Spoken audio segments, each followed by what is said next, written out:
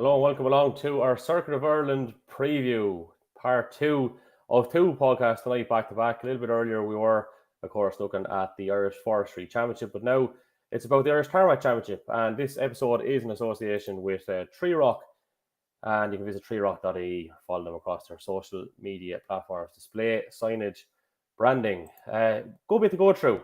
Nice bit to go through, actually, and not just focusing on the Circuit of Ireland. We do have a little bit of news regarding right-hand drive or fives as well, and we have news on 2.5 litre starlets and different things.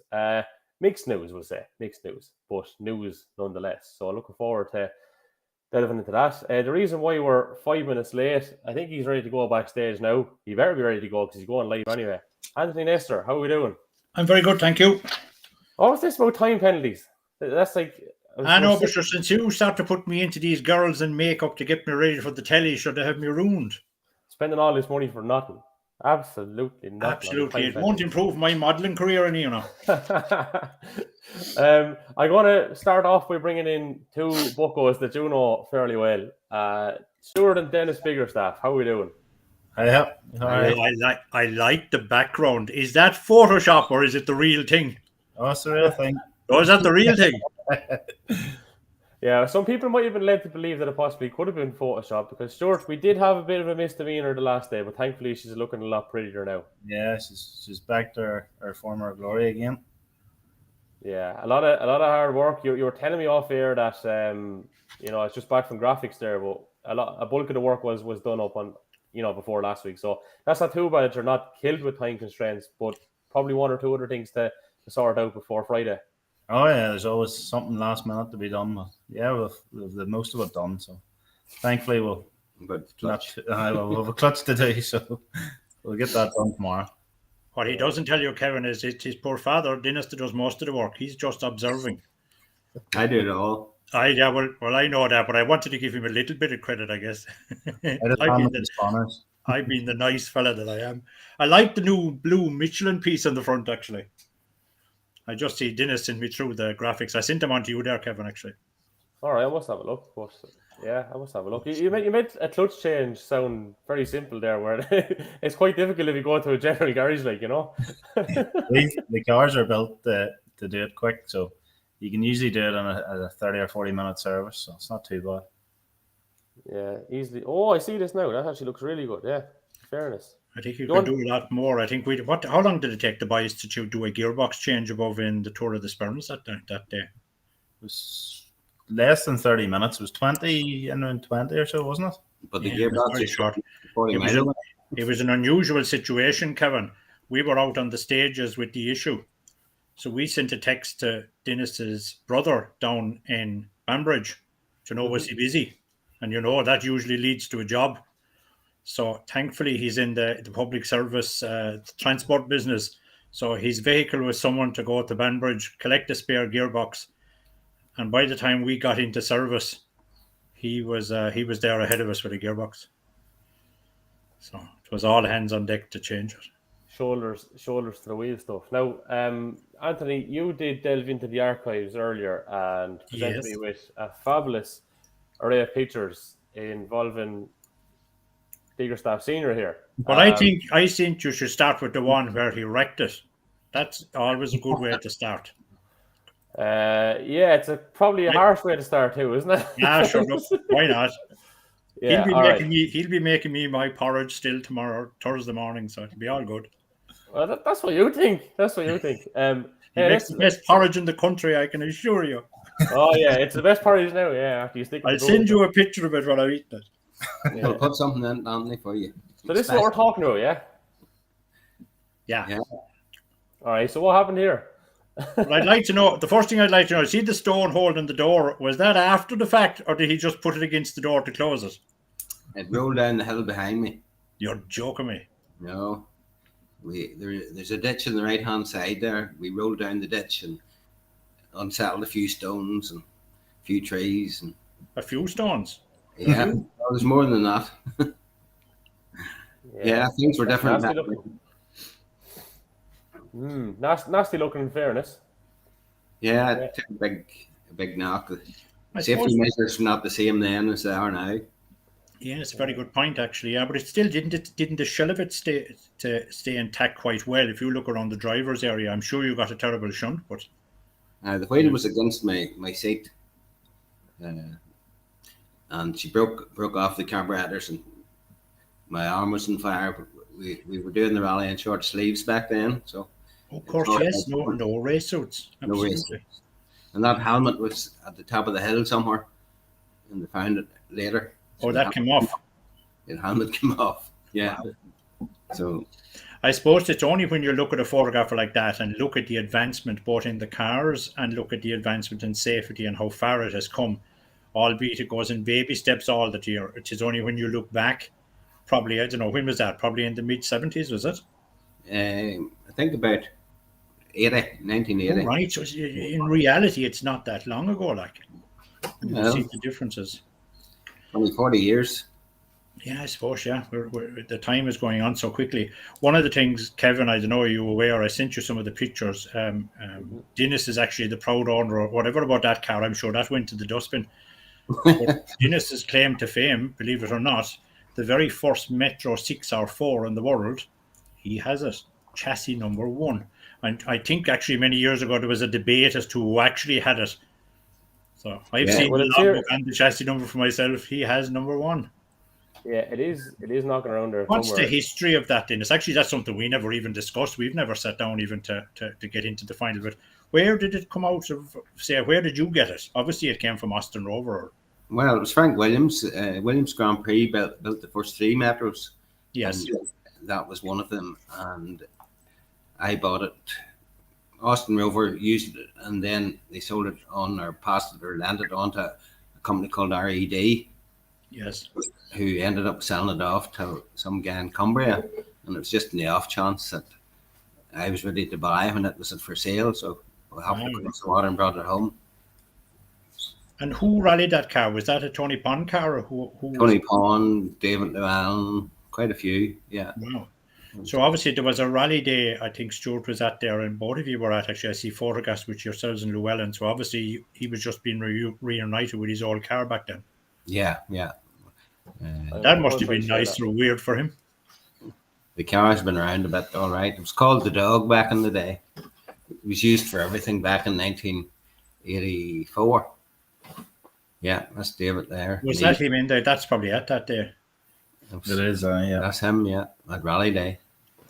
But and what you're saying, called the Dog because everybody everybody used it back then.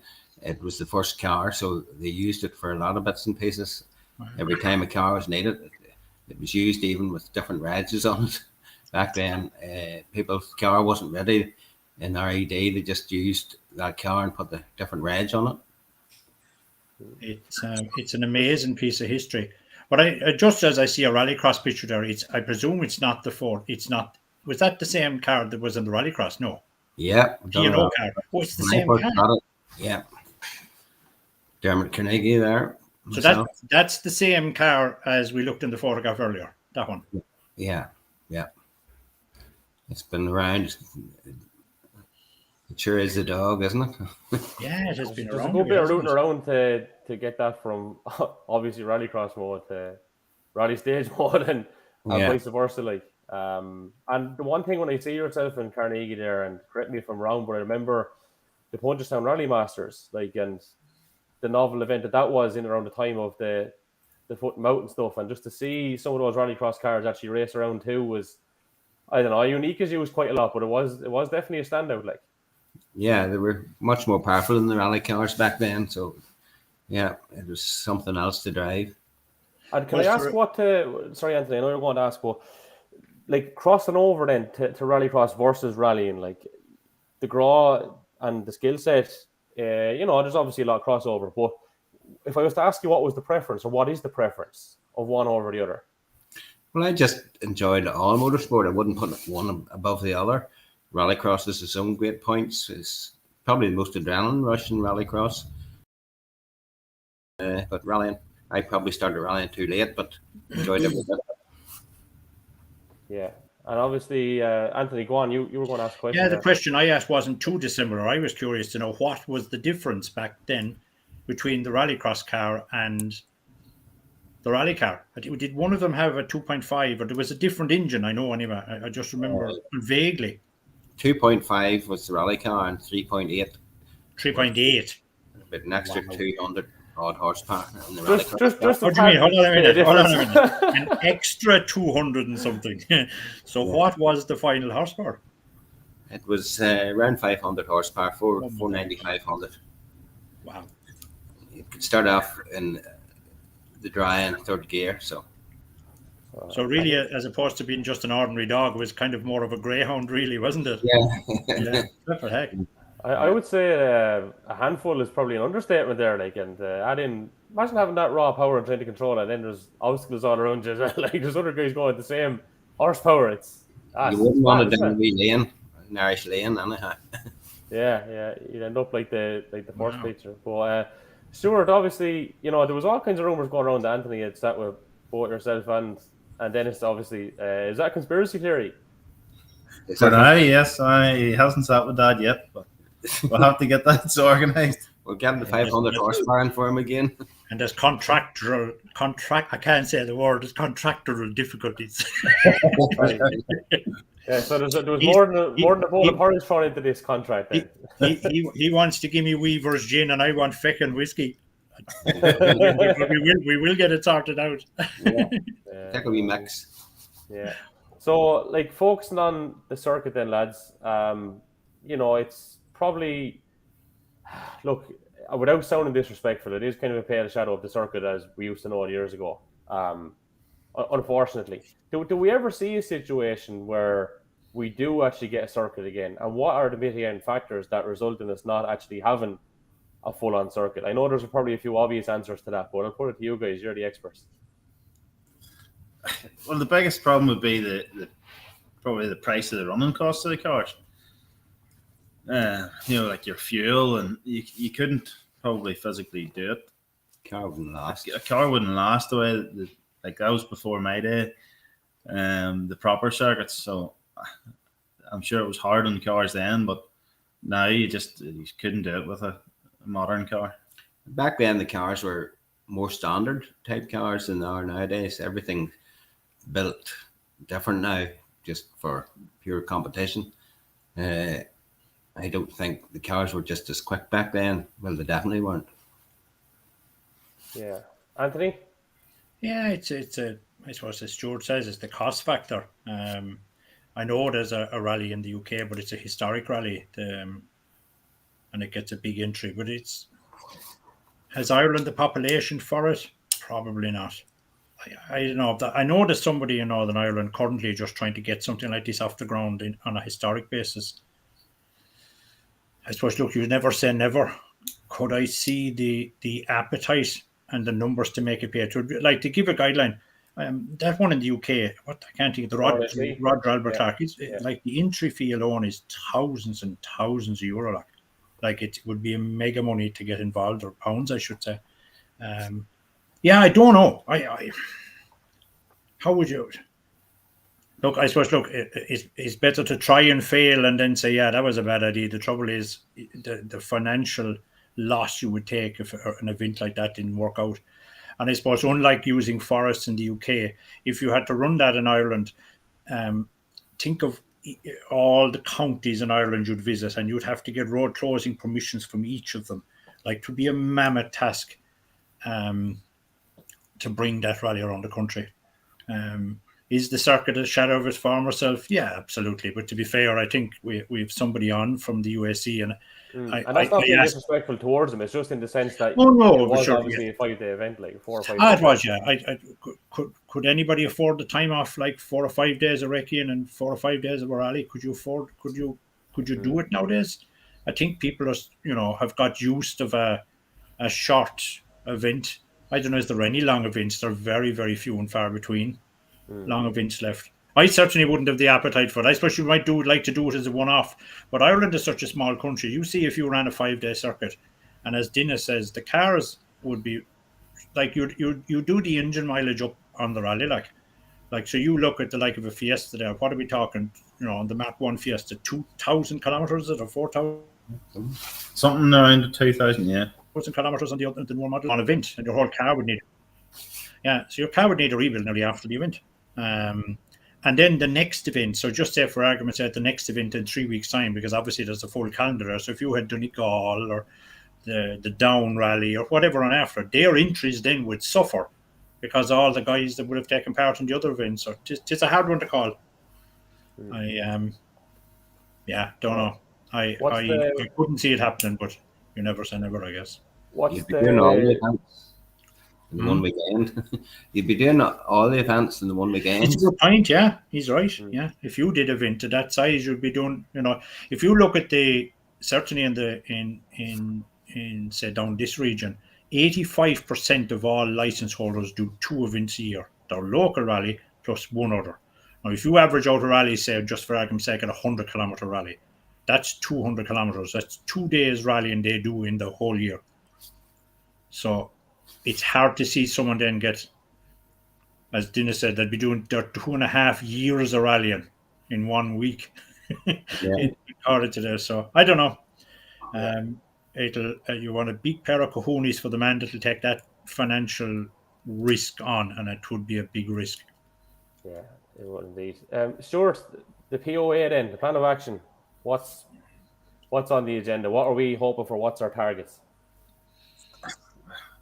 It's always Ask Dennis. what am I allowed to do? Bring it home in one piece.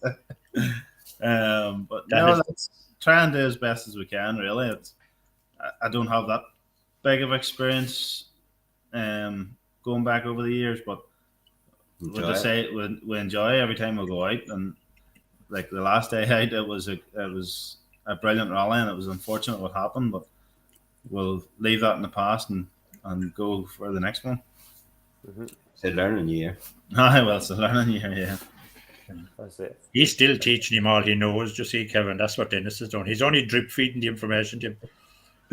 I reckon again, Stewart is 50 or 55 years of age. He'll have got it all off Dennis. He'll have transferred all the information. So. Yeah, I'm here. Have to learn from somebody. Yeah, absolutely. Yeah.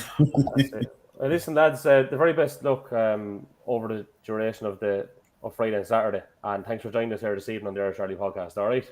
Thank you. Okay. Thanks a million. Night, folks. Say goodbye to the bigger staffs. And backstage, we have Rory Kennedy, Marion Evans tipping around there as well. We're bringing Rory first. How you get on, Rory? Pretty good, Kevin. Anthony, how you all doing? Rory, how are you? Very good, thanks. Flying it out. It's like battle of the backdrops there. I have a very bare wall behind me, but that's well decorated. I did get a little bit of a look at that previously, Rory. I've not got up to you yet, unfortunately, to see it in the flesh. But she's looking well there. You're welcome anytime. This is the rally office in our house, so it is. This is the rally office. Nothing else goes on in here except rally biz. Yeah, that's your man cave. Exactly. Yeah. Exactly. So look, we were just touching on, when it was 4 and 5 day events, and I saw some lovely stuff today on your Instagram of when you were obviously doing it with Bertie and stuff. And Bertie's last win was the 99 circuit alongside you. And I think, now correct me on this, I think you won it 3 times with him and 1 time with Mark Higgins. Is it 4 in total, or are we 5? Well, certainly won it 3 times with Bertie and once with Mark Higgins. And I'll be perfectly honest, I don't know. I don't. Those sort of statistics don't mean a lot to me, and I really honestly don't know. I think it is 4 times in total. Yeah. Well, obviously, as I mentioned there, and as you head up and showcased, it's a lovely thing to be able to say, isn't it, about 99 in particular? Well, I think it is, and the week that's in it with the circuit and so on. I think because back then was one of the last. That was a 4-day rally. You might have seen there if you looked at the maps there and that. And back there at that time, it was one of them. And Dennis and Stewart there made some very good points about the long circuits from years ago and how impractical they would be in modern day rallying and the affordability and so on of it. But back then, in that particular rally, we did full recce, and the service plan for that rally was a book about this size, and the amount of people that we had to move around and the logistics of the whole thing, hotels, fuel, tires. My goodness, even to think back on it now, the amount of work that was involved in it. But that was that was 99, and that was the year. I don't know if you remember, us and Andrew Nesbitt had a big battle. And yeah, on the night stages on the way back up north from Mullingar, I think we got in front overnight, and then we went on to win the next day, which was Easter Monday. But of course, Easter back then only meant one thing, was the Circuit of Ireland. And if you're speaking to your granny, she will tell you about the Circuit of Ireland and about the Rothmans Rally, as they used to call it, up our way many years ago. And it was an iconic event, and it's got some great memories even for me. And even if you go back further to the 5-day events, I've only done one 5-day circuit, but if you go back to them days, like that was an incredible event and an incredible adventure for all the people who did it. Yeah, I think one of the biggest issues with the 5-day, and a bit like yourself, I only did one of them. It was I don't think we prepared as much then when we were younger as we do now, and we were exhausted after 3 days. Certainly I was anyway. Just you didn't prepare. You needed to be. We weren't even aware of mental fitness back then. We weren't even aware probably of our own health and fitness back then. But you only realize it when you did the late night and the 4 or 5 a.m. start. You go, man, I'm not able for this. Like, Right. it was hard. We used to have the supper halt in Galway and the Corrib Great Southern in Galway. We rallied from, well, one of the last times we did it, we rallied from Waterford to Galway, and we arrived in Galway at tea time, for example. And we went in and we stayed over in the Corrib Great Southern, which used to be on the Dublin Road there. And we stayed there. We sort of got into bed until 10 o'clock, and we got up at 10 o'clock and by tea. And then we headed off then into Connemara and up through the Partry Mountains and the Sheffrey Mountains, up through Mayo and Westport and so on. And I mean, it's an incredible adventure. And, even if you think back on it, and like I say, the logistics and everything that was involved in it, incredible rally and incredible memories as well. Yeah, it's a pity it doesn't get even in the current format, say this year, that it doesn't get more interest from our side of the island. Because to be fair, it's normally pretty well organised. You couldn't fault it that way. Everything is, yes, some people will say it is a bit regimental and by the book, but there's nothing wrong with that either. I think they put in a decent effort to get it up and running every year. It's a mammoth task. And it's a pity probably it isn't supported. The national end of it is supported quite well. But I think this year now being an FIA Celtic Trophy around, it's amalgamated a bit. So hopefully that format seems to be you'll find the events in the south maybe next year. It probably gets into the whole right and drive debate, but you'll see a lot of events will go down this FIA route where you'll have to have refueling. You'll only be allowed 2 passes. There's a bit of criteria that goes with it. It's not just a case of being around at the FIA Celtic Trophy type thing. But of course, your big loss in it is, say, what we would be used to in Galway and some of the other rounds, where you had, we had our contributor on a couple of events ago, Gary Kieran, and he would win the national. Well, you would lose that then. So that's the trade-off. Yeah. Everybody's allowed to compete in the one. So there's a few bits and pieces. But it looks in the outset like they're going down this road at this event this week. So, and I think these Donegal signed up to that FIA Celtic Trophy as well this year, I think, is it? So it'll be interesting to see how it all works out. Yeah. Like you say, there's a few trade-offs there, but, sometimes a lot of these new regulations are to be welcomed as well. The fact that you might have we'll have a 3-pass recce currently, and, some events, well, for example, the circuit this weekend is a 2-pass recce. I'm all for that type of thing, and it's a much more level playing field, obviously, for people coming from far away, coming to do our events over here. So, I mean, those sort of things are good. And of course, a refueling area and any service area is a must at this day and age, like in terms of health and safety. I know health and safety is going mad in other areas, but this is something we should welcome, because obviously you can't have people smoking fags and walking around the service area and boys filling fuel and stuff. I mean, things move on, and there are advantages to some of these new regulations. Absolutely, yeah. And like, to be fair, I think if you talk to the safety people, certainly in Motorsport Ireland, we punch way above our weight as regards the quality of safety in this country. So, refueling is obviously, we're probably last to the show as regards the refueling. I don't know why we never done. I know it was tried, wasn't it tried with Shell? It was 10 or 15 years ago, but I don't you don't get the numbers here. It's hard to make it all financially feasible and worthwhile. And well, it has been. We've had refueling zones in the past, and on some events they still have them. But anyway, I think it's a positive thing, and I think Rally should adopt it as much as possible, like in terms of safety. I guess the 2-pass recce would be brilliant. I know from a Cordova's point of view, if we got away with one, we'd get away with it. It'd be great, so you could go and have your lunch. Yeah. But because obviously we all remember the days when you just keep wrecking, and you just go dizzy like. Oh, that's it's and I don't think you go any quicker. But as Rory and quite rightly said, once it's the same for everybody. That's the secret. The only thing is, if you only have a 2-pass recce and you see somebody that wouldn't normally be competitive against you, all of a sudden, as we would often call them in regions around the country, the local hero, where you don't have to be a brain surgeon to figure out why he's going so quick. Like, it really makes the boys that went for the extra holiday drive, they really stand out. Which is, the joke is on them, really. Then they're not fooling nobody. Yeah, so in some ways it's a wee bit. Most of our rallies in Ireland, in particular the Tarmac series, is very specialised now. You come to any of the rallies, Donegal, Killarney, even Ulster, and maybe Circuit to a lesser extent. You find that we're using the same stages year in and year out. Like, and I know here up in our region up here, on any of our rallies, we know the roads inside out. So if you bring somebody here for the first time, regardless of how much the recce, it's very hard to get on the pace in your first couple of years, because everybody knows the roads intimately and inside out. Like, so. Yes, I suppose again, it's attributed to a small country, and there's only so many roads in a county, and absolutely. I suppose I think. But am I right in saying, and Rory, you're probably familiar with this now. I'm not. Am I right in saying that each time a World Championship rally runs, they only change? Is it 5 or 10% of the route, or there was certainly something that they don't overly change either? I think no. There was certainly a case years ago where they didn't overly change the route, so people were using notes year on year there as well. So yeah, possibly, yeah. So, lads, obviously, I spoke with James Coleman and Carrick-on-Shore on Saturday. That interview was up on our Facebook page. I've been chatting to him since. There was a meeting last night in regards to the whole issue of right-hand drive R5s, and obviously that stems down to your Rally 4s, Rally 3s, etc., etc.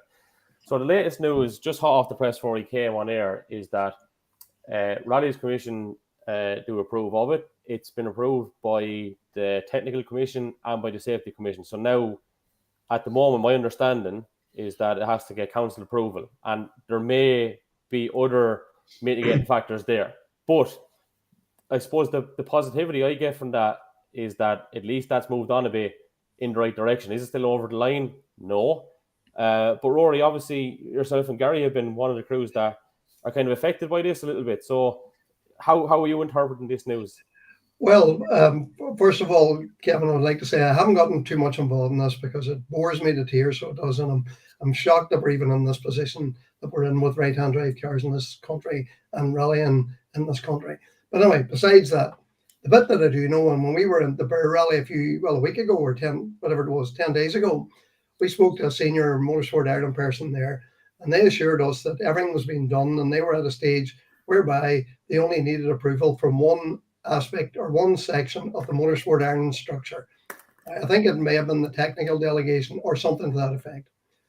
But to be honest with you, you're giving me an update now because you've spoken to James Coleman since that, and James says, or from what you say, that seems to have been approved. I'm not sure of that, or I haven't heard that. But nevertheless, Kevin, it's we're almost scunnered talking about it, because if you think about the people who are involved here, first of all, they're all past Irish champions, mostly the R5 drivers, every one of them. And these people are all top drivers that are here to compete and are responsible people who aren't, like all these R5 conversions haven't been done on a hay shed or a shed at the back of the house. They've been done professionally and they've been signed off. There's photographs, all the details are available and have been signed off by a professional team who've done all these conversions. And we as experienced crews or inexperienced crews have no interest in going down a stage in a vehicle that's not safe, or there's a possibility that something could happen. So, and also finally, we live in the right-hand drive market in Ireland and the UK, and here we are sort of finding ourselves in a position where we have to use left-hand drive cars, or else we're part of the rally insofar as the clubs all allow us to enter, which has to be commended. They've even created a special class to cater for us, which has to be commended. But we're on a hiding to nowhere because we're in no part of the rally. We won class 24. We're in an unbelievable situation. If Gary Jennings went to the Bear Rally, and in the likely or unlikely situation, if he won the rally, he would have to step aside, and whoever was second would be the winner of the rally. I mean, how ridiculous is that? Like Anthony mentioned a moment ago, we live in this very small country. Everybody knows everybody. We're all rally people and friends and so on and so forth. And we're not breaking any rule. All we're doing is trying to compete as safely as possible, because Aaron McHale makes the argument that if he drives a left-hand drive car, he's not as safe as he is if he drives a right-hand drive car, which is a very relevant argument. So here we are driving a right-hand drive cars, trying to compete in the rallies. For example, Killarney, I think, I'm open to correction, and it's no sort in the Killarney Motor Club, but I think there's no facility for us to compete in the international section of the rally that we can finish in the top 3 classification. So in terms of how I would like to say this, I feel the bottom line is I feel Motorsport Ireland are speaking out of both sides of their mouth. One person's telling you this, the other person's telling you that. They say they're dependent on some delegation to make a decision. It seems to me the tail's wagging the dog, and somebody has to take responsibility here and deal with this matter. There are plenty of drivers, top drivers here, who have given their opinion. We've got very, very potent rally cars that are more than capable of competing at the top end, and we find ourselves in this ridiculous situation that we can't even do that. So I'm sorry about the rant, but that's where I am with it. Yeah, it makes perfect sense. What I will tell you, as the man that you were speaking to in Burr, I actually happened to have a meeting with him after the scrutiny, or a chat with him in Burr as well, and I would say that's the only source of information, obviously, with who he was. And I don't want to get into names here tonight, but that would be my opinion too. That would be the only source of information, and after that, take everything else just as. Mm-hmm. Yeah. There is an update, lads, as well, just in relation to the modifieds with the percentage. Like, I know with Starless in particular, there's been difficulty, and with the AE86s as well. So I don't think that's as far down the road. If anything is down the road, we'll say that's not as far down the road as in terms of the 3 commissions signing off.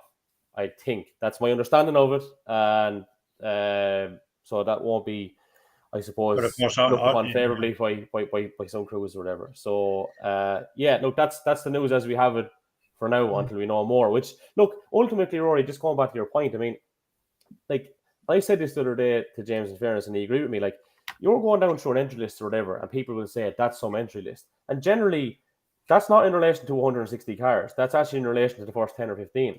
That's why people say that is some entry list most of the time, because of the caliber of people that are there. And it's not to say that anyone is more important than the other, but really, you know, that's kind of what people are drawn to. So it's just disappointing that we don't see those names, like Tim obviously being affected, Tim McNulty, the 2 McHales as well. It does have a knock-on effect, obviously. But of course, remember as well, I think Rory, correct me, and as I said, Rory is right. This just gets boring after a while, and that's why I never got into it too much at all. And we're going to finish up on actually win the Burr rally. I think it's only the issue is only with international rallies. I think is where the issue is, or the international permits and that kind of stuff. But even when these cars will eventually get right-hand drive clearance, and they will, this will happen. You will only be able to rally in Ireland. I think that will definitely be a thing with it. Mm-hmm. Okay. Well, listen. Sorry, I mean, not just Ireland, because we have an invitation to go to other rallies in Europe and even further afield. And I could even show you my phone, the most recent email I got from one particular organizer who are welcoming us with open arms to please come to their rally. Even if it's an international, Rory, is it? International. Well, wow. It's not. That's for the. Yeah, it's the international, because you see, it's all down to this homologation. But yeah, you could talk about this for a week, like, but. Exactly, yeah. We're a right-hand drive country. Donna Kelly said it quite well, as you did tonight. We're a right-hand drive country. Ironically, the cars are manufactured by a company that also works in a right-hand drive country, but they built all the cars left-hand drive. So, well, look, we'll move on from this. So, like, in terms of, obviously, you'd like to be involved in the thick of things, Rory. But if I was to say your favourite circuit memory, then we've touched on a couple of great things that happened to you in terms of the event and winning it all those times. But if I was asking for a standout off the top of your head, greatest circuit memory or circuit win. Well, we won in '95 for the first time, and it was after a lot of years of trying. And Bernie had been at it far longer than I had, but I know the amount of time and effort and expense that went into it, and explain to you the way our team worked and the many people that were involved in such a big event. But when we won in '95, it was an incredible time to do it. We won in the blue Subaru, that very famous car. I think Barry Coleman is owner of that car now, and somebody else had a video up. I think it's going to be in Killarney and all. Yeah. And I'd heard that's going on display. It'd be lovely to see it. Yes. yeah, so that car, winning the rally in that car for the first time, like as I said, the Circuit of Ireland time. Your granny would know about the Circuit of Ireland, like, and as I say, up this way, the circuit is known as the Rothmans Rally, because when we were younger and going to, in fact, I might as well tell you this as well. James Cullen and I went to the Circuit of Ireland.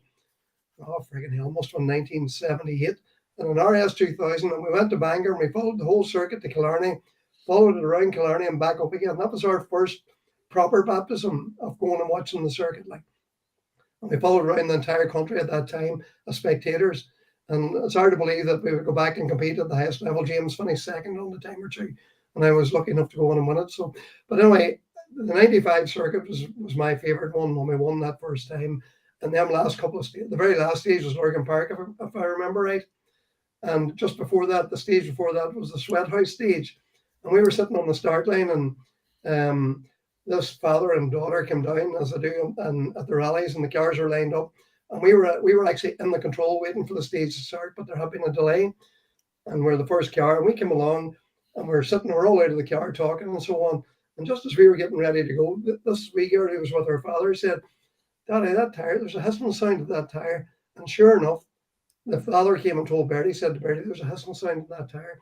And we came over, and sure enough, there's a slow puncture in that tire. And us going into the very last stage, like, Wow. So we managed to get it changed, obviously, before we started the stage. And of course, went on to win. Like, so I mean, it's a nice wee memory, and it was incredible for that to happen at that time. Very, very last stage of the rally, and to get that point, potentially we could have lost the whole rally. We could have that puncture, whatever, into that stage. Like, so anyway, it was one of the wee things that happened. But that was my absolutely most favourite event. Like, the trophy for the Circuit Ireland is this big, like. The FA Cup or the Champions League doesn't come close, like. Brilliant. Yeah. Great times, great memories. Marion Evans is backstage. We're going to give him another couple of minutes because he's actually just landed in, and I think he's trying to put a bit of food away.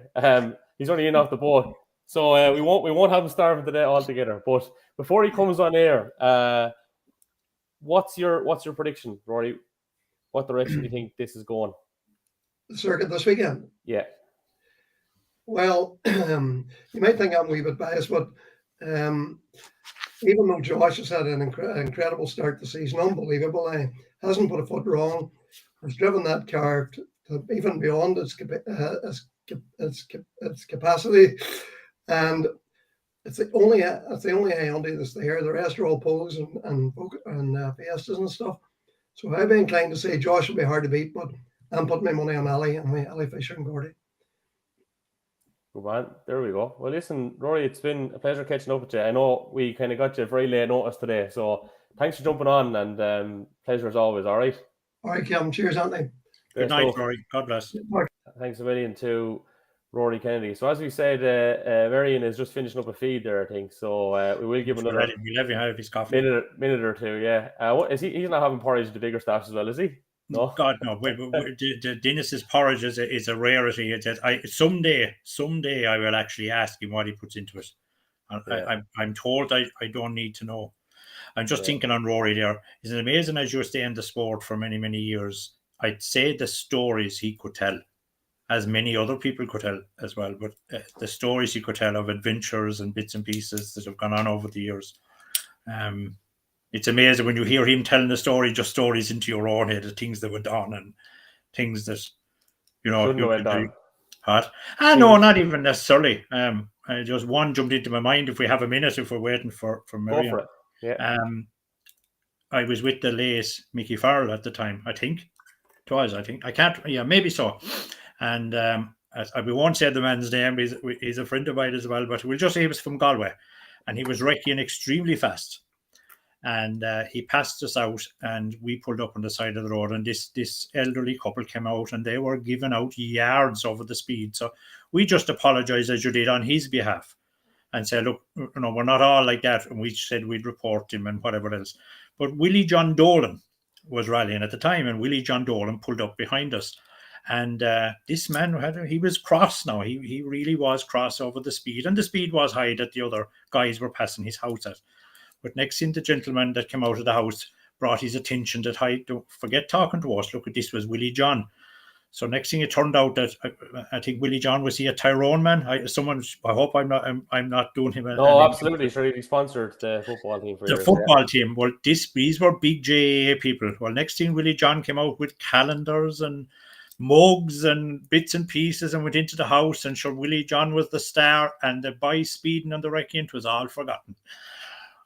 To meet Willie John, and I suppose people, that's quite a number of years ago, and I suppose it was a big thing. They would never have been used to seeing the sponsor of the county team back then coming into their house, and we were out in a very, very rural area at the time. But it's just a memory that sticks in my head, that when how people's temperament went from being really angry and very cross, and Willie John Dolan just pulled up to have a chat with us, just have a bit of shoot the breeze for a few minutes. And the whole demure changed in the couple. Then it was, look at this with Willie John Dolan here. So it's amazing how the GAA saved the day on the day. Yeah, another mad circus story. Austin McHale actually crashed in a field, I think, a couple of miles from where I'm broadcasting from here at the moment. So I think no matter where you are in Ireland, no matter who we'd have on this show, a stage would have passed relatively close to the area at some stage, regardless of where you are in the country. So anyway, I think Marion Evans is ready to go. So we'll bring him in. Hi, Marion. How are you? How are you boys? You all right? Thanks for Hello flying. there. How are you? You got time to eat your feed. It was going cold on you there, was it? Just a quick pizza. Well, everything was shut by the time we got here. So yeah, Domino's. Not ideal, but it did the job. This is a very casual broadcast. So by all means, eat while we're chatting to us. We can go on. Yeah, anything goes here. You needn't worry. We don't do political correctness, I'm afraid. So you're good to go with whatever you want. You don't do political correctness, Anthony. I don't really either. After 53 years, I hate to change now, really. Why break the habits of a lifetime, I guess? Leopards don't change their spots. So you just got over this evening, Marion, yeah? Yeah. We left home this morning at about 9. Boat was at 2 o'clock and just landed now, 8:45-ish. So long day of travelling, but tomorrow's not too stressful, so we can recover. So carb loading, as the fella said. That's the order of the evening. Yeah, pretty much. Yeah, it looks like it, actually. Something like that. Does that mean I can't go to the chipper when we're finished this now? Well, sure, look, you can do what you like, but the bigger stats are making your porridge anyway, so you're kind of some way ahead. Marion, let's go into things, right? So I've been really impressed with your consistency, and you're probably going to say you can fake off with your consistency because it's number one I'm after. But I think, is it the last 4 events in Ireland you've been second, yeah? Yeah, 4 in a row. So I hope I don't make it 5, but obviously I'd rather be second and third again. So it has to be. But obviously we want to win. But, I still said, I think after West Cork, that if you'd have offered me 2 seconds from the first 2 rounds, I would have probably said yes, just because there's so many quick boys, probably 5 or 6 guys who can all win a rally. So, if we're consistent, hopefully then we can get a win at some point. It'll hopefully put us in a good sort of position for the championship. But, yeah, it's just maybe not ideal that Josh has won the first 2 for the rest of us, but we'll try and stop him this weekend. Is it fair to say that a bumpy rally, we had Matt Edwards on a couple of weeks ago, and we were just talking about a question I put to him, what was the secret? Because if a Polo comes for sale now, there's nearly a battle to get to who's going to buy it. There's no features going to be for sale any longer than 15 minutes. And he was saying, obviously, the secret was the suspension, wasn't it? Based on that, would the likes of the Polo, your Polo, come into its own when you start heading to the likes of Killarney or maybe Donegal, anywhere there's bumpy, undulating surface? Yeah, will the Polo start to stride on then a little bit? Yeah, I think this weekend's a pretty split in it. I think with Glendon is obviously quite bumpy, but then the other stage down Castle is also, it's quite soft and not so smooth. So it's a bit 50-50, but to be honest, it's tough. I don't think, to be fair to Josh, nobody really expected him to go as well as he has maybe. But the Polo handles well. It doesn't surprise you too much over jumps. I think a lot of guys got quite excited after Matt and Ossian's race on the Ulster last year. It was incredible, actually, wasn't it? Yeah, it was. We had 4 Polos in the shed then, and we could have sold 4 of them twice over the week after the rally, Yeah. But I think, to be fair, it's shown that the cars are very good, but I don't think there's any R5 car at the moment that is probably like a second or 2 a K quicker than the other. It's not like that.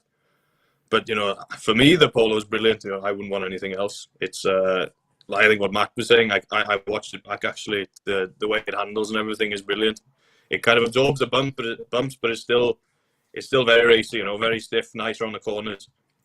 Which a lot of manufacturers have struggled to get the balance between getting a car to work on bumps and then making it precise and nice with the corners. Of course, which is all down to the chassis itself, because obviously, a lot of the, well, maybe not the Polo, but a lot of the other ones have the Rieger suspension. Yeah. But the handling characteristics of all the cars are totally different. Yeah, totally. I mean, the biggest difference really is always the chassis, because the R5, you're so limited with what you can do with the boost through the pop-off valve, and the engines obviously are restricted as well.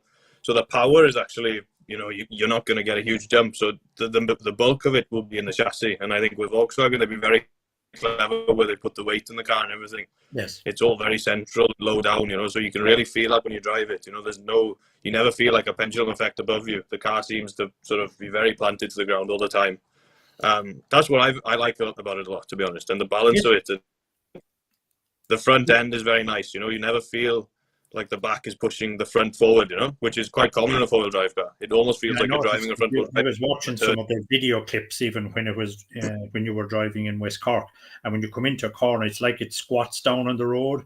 So I was seeing some of the other cars were inclined to dip under braking, but it seems to be so well balanced, and even off a jump, it just glides along. Without meaning to demean a driver, it just seems so effortless. But I know you know what I mean. I'm not being no, you're right, because there's a lot of drivers have jumped into Poland. The thing what I found with them is we've obviously had a lot of customers in them, and instantly, sort of from the off, they all say, "Yeah, that's good." It's good. It's not maybe perfect for them, but it's good enough for them to go and do something. Sort of have a good result. So obviously, I think every driver would like to tune a bit, but still, I think from the off, the Polo seems to be the car it's had the development done, before it's been brought out to the customer, which is it's a key element.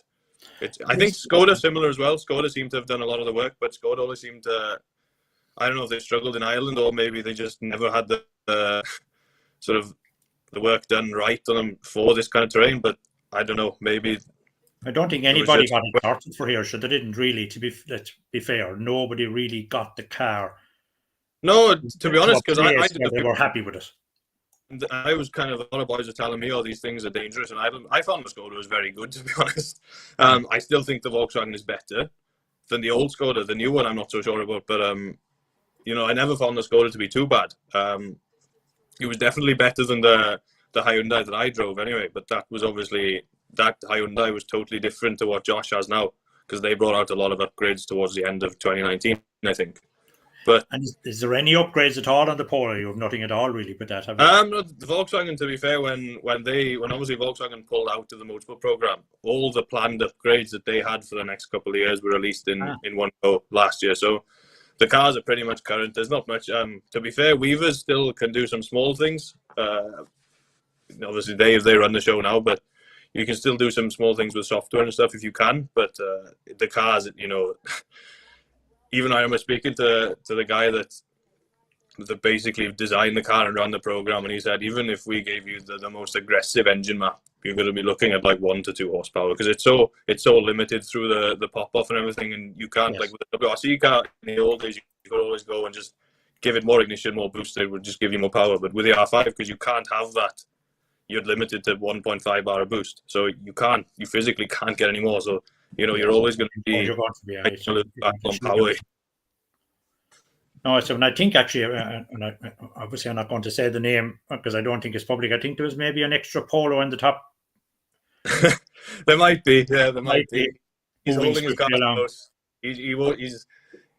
Let's just say he told me one thing on Monday, and then he told another boy another thing. So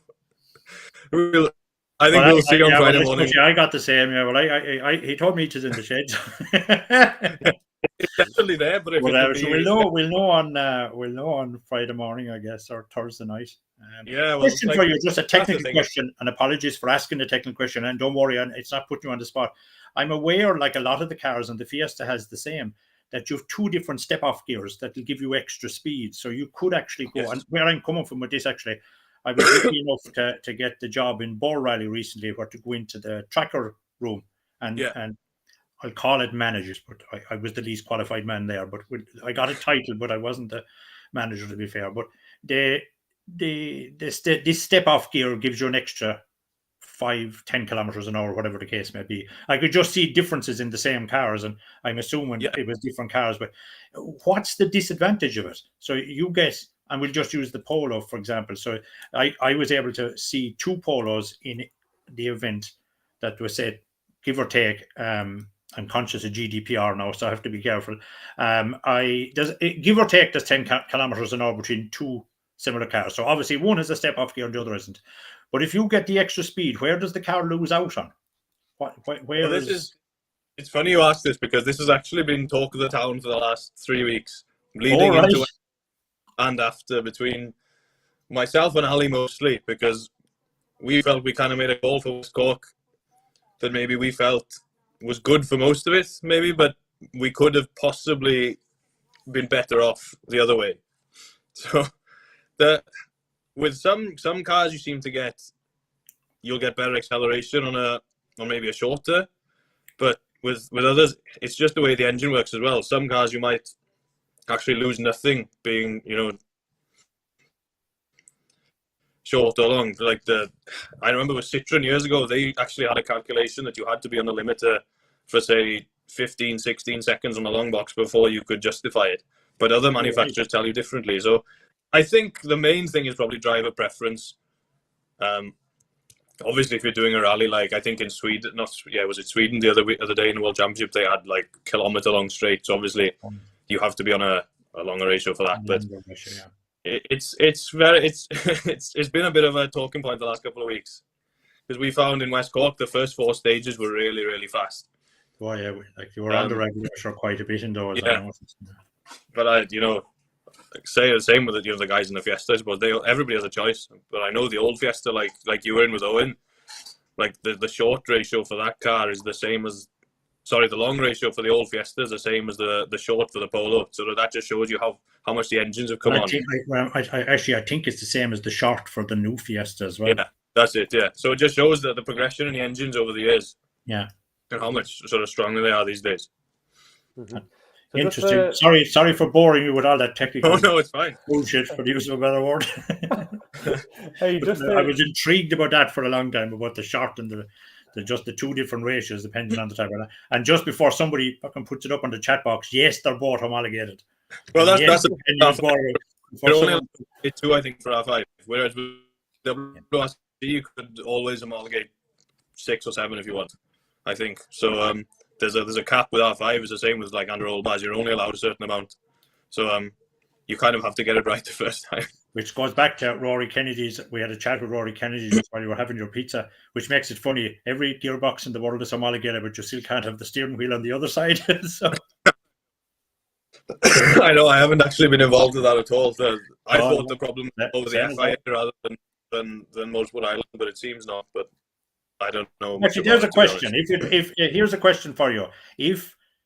And it won't happen, obviously, worldwide. But just say they allowed and homologated everything right on drive in the morning. Would you change back? I wouldn't, no. I've been left-hand drive 2015, and I sort of committed and bought a road car and everything. So I've driven left-hand drive rally and road cars for 7 years now. So that's all I do, So I'm actually, like, at work now, obviously in the garage, I drive customer right-hand drive cars. And I'm like what you boys would be driving a left-hand drive car. It's the opposite. I'm over the white line in a right-hand drive car. I'm thinking, what am I doing here, No, it's interesting because I asked Stewart and Owen the same question. They said the same as you. They said the same as you. To give out now. Well, actually, I'm always thinking about you on this live broadcast. You see, we have an examination on the morning. Which is code for a test, and that's someone that's helping me. So, right. Okay. Right. Well, listen. I'm not really going to talk to him in front of you two. So. That's all right. Well, you can if you want. By all means, do. But Marion, just before I let you go, obviously I touched upon the consistency, and would it be fair to suggest that if that consistency remains, that we're still looking at you as possibly winning this event? I mean, you've not done much wrong, at the end of the day? Or is there little things that you think you can do to actually move on one little I bit? think when you look at West Cork, like St. Anthony now, we were 18 seconds behind Josh going into after stage 4. And going into the last stage, we were 18 seconds behind Josh. So I felt I didn't drive very well the first 2 loops, to be honest. It was very just not flowing. The rhythm wasn't nice, And Matt Edwards was out there with Pirelli, and he had a look over the and called me, and we just talked about a few things. And I think that the afternoon loop just worked a bit better for us, but we picked up. But it just goes to show that you can't really give that kind of time away. Galway, actually, I felt I didn't do much wrong there. Apart from the last stage, we tried to take a wall down. But, yeah, it's just not making mistakes. And I think, we can be fast enough to win the rally, because I think you look at the last 2 rallies, there have been 1 or 2 stages where we've cleaned everyone on. So if I could do that every stage, it would be great. But obviously that's impossible. But, yeah, it's tough, because obviously you have, I think the second stage on the Sunday in West Cork, we were very strong on. I think we took 12 off Callum the first time through, which was nice. We got back into the fight for the lead, and then we stalled the next stage and kicked ourselves right out to it again. But, it's just finding the balance, to get it all right, get it all together. And I think the main thing is just your bad stages is making sure they're not too bad. Because then when you have your good ones, you can hopefully take some time. But like you saw in West Cork, I mean, I've never seen anything like that before. I thought the first 4 stages would be close, because there wasn't. Ardfield is great, but there's not a hell of a lot to make it. You sort of scope to make time in there, and then the second one was very quick as well. And I thought then once we got to Sam's Cross, and I thought there's a lot of meat in that stage, and I thought, right, there's going to be some time here. If we can nick a bit of time, get back in the fight, and we come out the second, I think the first and second Sam's Cross, it was like a second between 4 of us, and it was it's crazy. That was the one advantage, I suppose, of the Sunday stages in West Cork. They were far more technical. So if you were going to try and make the others, the technicality wasn't in people them. Coming up to me and saying, "Oh, you need to get a chunk in ring," and ring again. It's almost like Killarney with Mulls Gap. It's talked about, but everybody knows it, and you're never going to make a ball of time. So we knew really the 220k stages after was where the bulk of it was going to be on the Sunday. But it was nice actually that we could because I think. On going into Sunday, it was written off to be between Josh and Callum in West Cork, and I think coming into the first service, even with a stall, we were 6 or 7 behind Callum and 12 off Josh, or 15 or something like that. So, without the stall, it would have been properly between 3 of us going to the last loop. But then you look at Ali as well. Ali made a few small mistakes that weekend, and I think he probably easily threw away most of the margin to Josh, to be fair, with stalling and spins and stuff. So it's I wouldn't want to call who'd win this weekend, to be honest. Well, it's all right, because we're going to get Anthony to do it in a minute. So, we won't get... Anyway. I don't think we've got it right yet this year, so why do you think tonight's going to be any different? No, that's it. One of you don't say me, We seem to get the top 3 right in both events, but we get them the wrong way around. The wrong order, yeah. I know. Yeah. A few guys come up to me and said before West Cork, "Oh, you're the man to beat this weekend." And I said, "No, it's not like that. I mean, it's with the level of the guys now, it's never going to be a case of one man running away with it. I think it's always going to be sort of a fight to the end. Absolutely. A fight, or as you said, a punch or a spin, a half spin will take you 15 seconds and you're in. Even like Ardfield, the second run through Ardfield and West Cork, I almost stalled on the line, so you could take 2 seconds, and then the last junction, we just made a bit of a mess of it on a handbrake and probably lost another second or 2, and that was a difference from 3rd to 7th fastest on the stage, So I said 4 seconds, so, it's a spin these days, you're almost putting yourself out of it, kind of thing, That's the joys of it. Well, the very best luck this weekend, all right? And thanks for jumping out with us this evening, all right? Thank you. Cheers, boys. Cheers. There we go, Marion Evans. So, Anthony, we're at the prediction point of it. So, firstly, we can't ignore the fact that it did seem a very strange-looking seeded entry list in terms of the order in which the cars are kind of seeded. I don't know if there has been a reseeding. Apologies, pardon my ignorance for that. But it is what it is. To be fair, do we have the Graham from USC? Did he get to log in tonight? I sent him the link, but Yeah. He has. I know, to be fair, he had a family commitment and he was trying to knock out of that. But to be fair, I'm not looking to bash them either, but I like, know, but let's call to be it. fair, It does look kind of I strange. put the question to him already. I says it wouldn't be fair to put anybody on the spot, and I asked him the same question about why they ran the format they did. And to be fair to them, and I said I don't know the people at all, albeit actually Graham sat with Dennis Biggerstaff one time. The seeding issue, they said, was very, very simply, yes, they were quite happy that there is a few cars out of sequence. But that being said, some of those vehicles that are out of sequence never bothered putting in any results on their entry form, which made obviously the organisers, who may not be familiar with that particular driver, they struggled a bit then just to figure out, well, he's no results, where are we going to put him?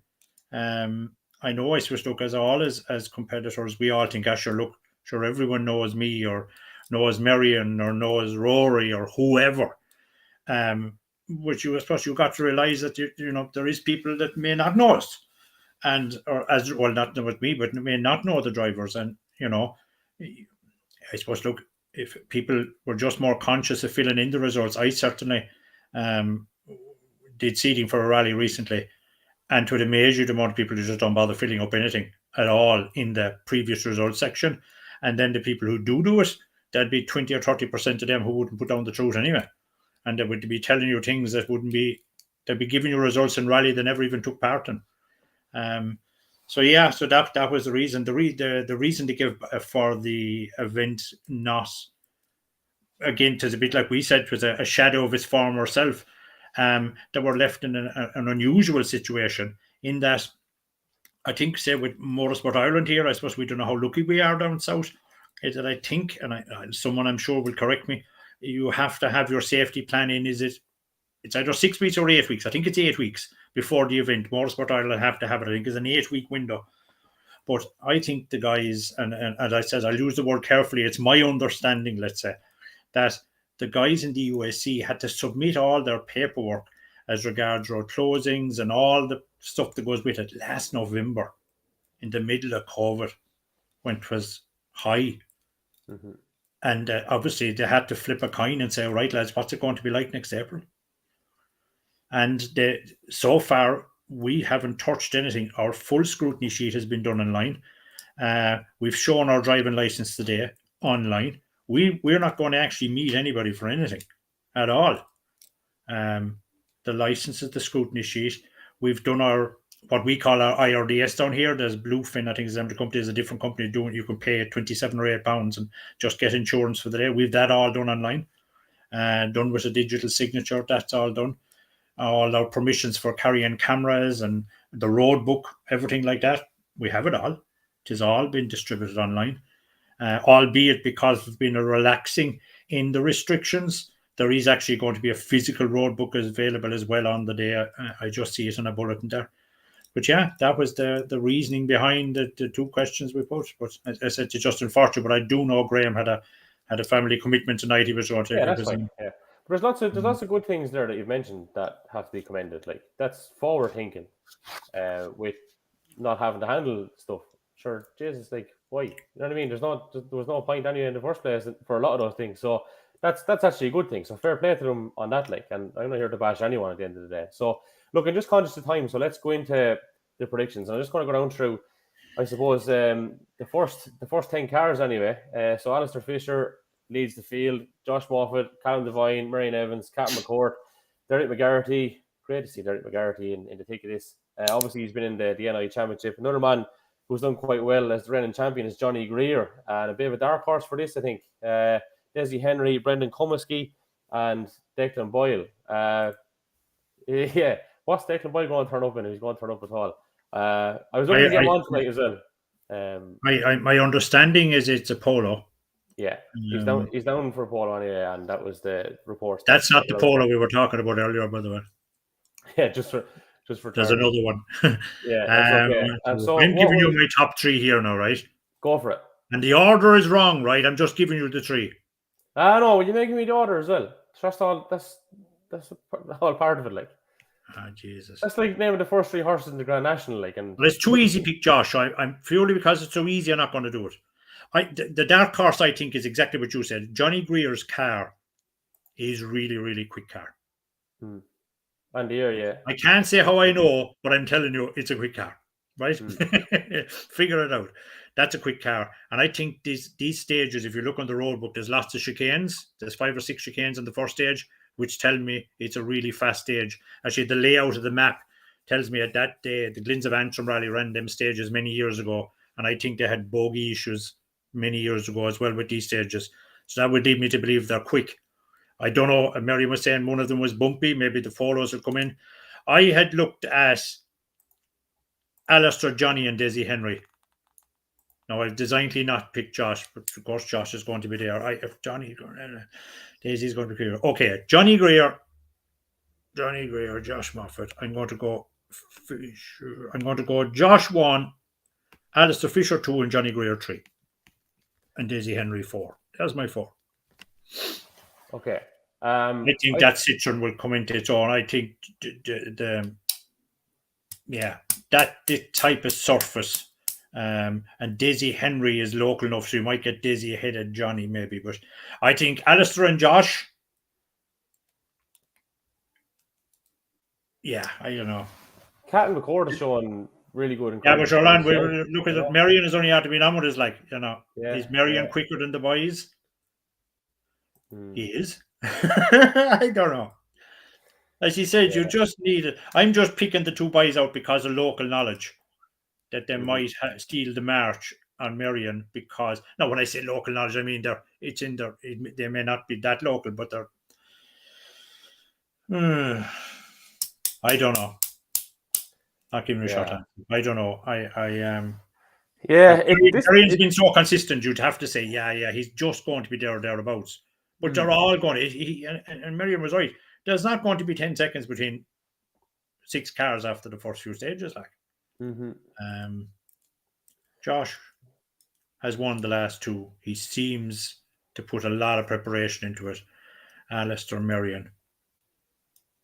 I still stick with it. Josh 1, Alistair 2, and I'd put the battle for 3rd place between Marion, Desi, and Johnny. And I suppose you'd have to go Marion ahead of them, maybe. I don't know. It all depends. I don't think the Polo is overly suited for this because it's so quick. Because some of the other cars might be that little bit quicker. So I would have the Fiesta of Desi Henry. Desi and Marion battling for 3rd place. Okay. And Johnny Greer right behind them, and Josh first, Alistair second, and I've been wrong all along, so why would it be any different tonight? I think actually our predictions, believe it or not, were right on Saturday night in West Cork. It's on Sunday they all went pair shift. I'm going Alistair, Josh, and Johnny Greer. All right, that's where we're at with that. Josh. And you're rolling out Marion altogether. Mr. Devine is not going to be happy with you either, is he?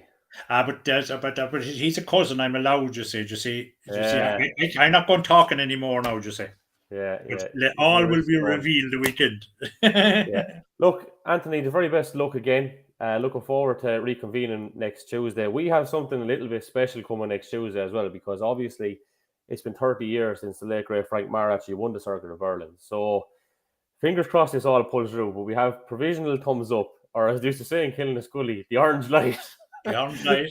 We've been given the orange light. I think it's near enough a green light by Pat Mallochny and Micheál Marr. I call him Micheál Marr. Some people call him Michael Marr back in the day, but we all know who we're talking about. I think, wasn't it? I think he was Frank's co-driver on the day, and obviously for a long time. And the spelling was different. It was Maher as opposed to. And he did an event or two the year Frank won the championship in '95 in the absence of Pat. Like Pat obviously won, I think, alongside him, but Marr did jump in alongside him for a couple as well. So that's looking like it's going to come to fruition next Tuesday, which will be a little bit special.